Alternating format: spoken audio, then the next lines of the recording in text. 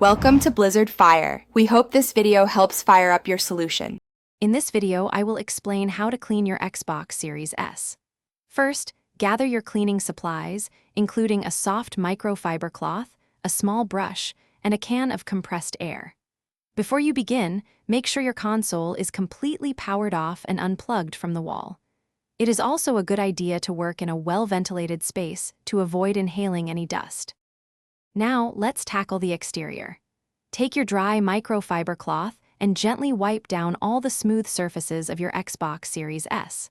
For the vents and ports, use a soft brush to carefully dislodge any visible dust or debris.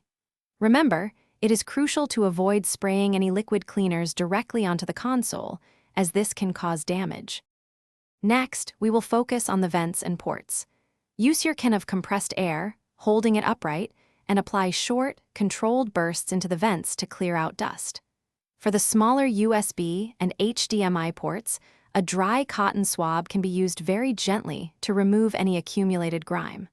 Always be careful not to push debris further inside the openings. Once you have finished cleaning, ensure all components are completely dry before reconnecting any cables or powering on your Xbox Series S.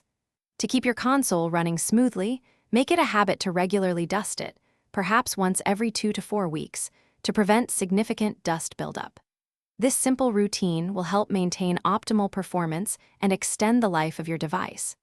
And speaking of smart moves, check the description below for a link to a fantastic book that can truly change how you think about money, plus other great deals.